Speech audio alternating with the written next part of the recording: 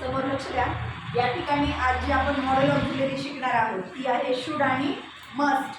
काल आपण कोणती मॉडेल ऑक्झिलरी शिकलो? कॅन. ठीक आहे. कॅनचा अर्थ काय आहे? शकणे.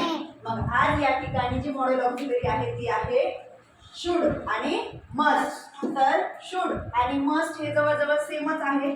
जो थोडाफार फरक आहे तो लक्षात घ्यायचा आहे. पहा, या ठिकाणी सूत्र जर बघायला गेलं तर त्याच्यामध्ये या ठिकाणी तुम्ही पाहू शकता इथे सब्जेक्ट आहे, इकडे पण सब्जेक्ट आहे करता. त्यानंतर इथे शुड आहे, इकडे मस्ट आहे. त्यानंतर इथे V1 क्रियापद पाठ असणं गरजेचं आहे. क्रियापदाचं पहिलं रूप आणि इकडे पण क्रियापदाचं पहिलंच रूप. त्यानंतर आहे ऑब्जेक्ट. ठीक आहे. मग आता या ठिकाणी तुम्हाला काय करायचंय? शुड. शुड म्हणजे काय? पाहिजे. शुड म्हणजे काय? पाहिजे. तुम्ही अभ्यास केला पाहिजे, सकाळी लवकर उठलं पाहिजे, व्यायाम केला पाहिजे, मोठ्यांचा आदर केला पाहिजे. म्हणजे हा तुमच्यासाठी एक सल्ला असणार आहे शुड. आणि मस्ट म्हणजे काय? तर पाहिजेच. मस्ट म्हणजे काय? पाहिजेच. म्हणजे तुम्ही सर्व कामं जिम्मेदारीनं केलंच पाहिजे. तुम्ही हे करायलाच पाहिजे. तर आपण वाक्य समजून घेऊया.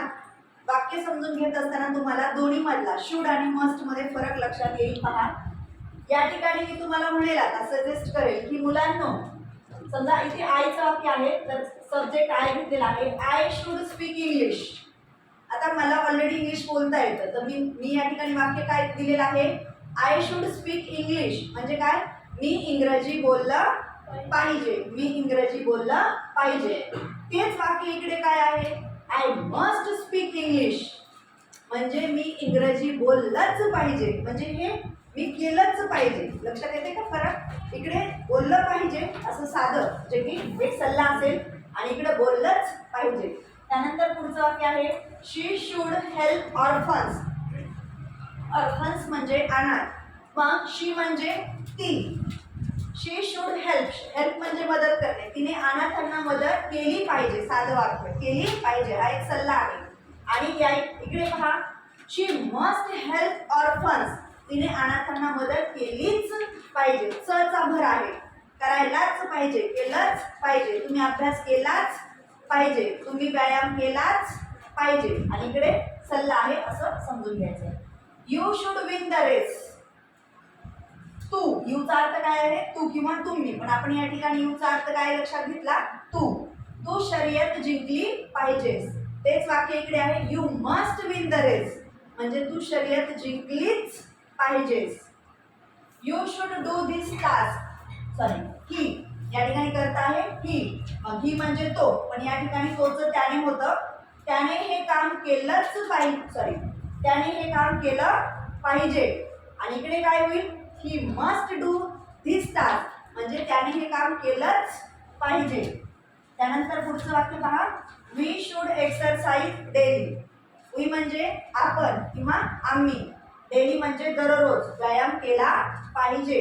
आणि तेच वाक्य इकडे वी मस्ट एक्सरसाइज डेली. म्हणजे आपण दररोज व्यायाम केलाच पाहिजे असं लक्षातच ठेवायचं आहे. स्टुडंट्स म्हणजे विद्यार्थ्यांनी काय केलं पाहिजे?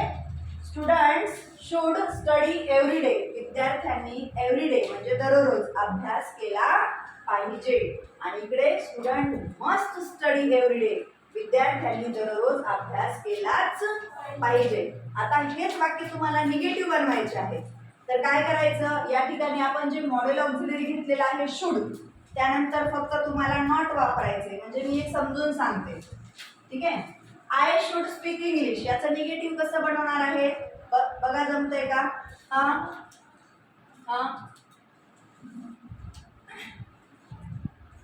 Dnyaneshwari, I should not speak English. I should not speak English म्हणजे काय? मी इंग्रजी बोलली नाही पाहिजे. निगेटिव्ह वाक्य. आता इथे आय मस्ट स्पीक इंग्लिशचं निगेटिव्ह काय होईल? I must not speak English म्हणजे मी इंग्रजी बोलली नाहीच पाहिजे. अशा पद्धतीनं सर्वांनी तुम्हाला काय करायचं आहे? निगेटिव्ह वाक्य नॉट. म्हणजे या ठिकाणी शुडच्या नंतर नॉट घ्यायचे, या ठिकाणी मस्टच्या नंतर नॉट घेऊन या ठिकाणी दोन मॉडेल ऑक्झिलरी मध्ये जो काही फरक आहे तो समजून घ्यायचा आहे. समजलं?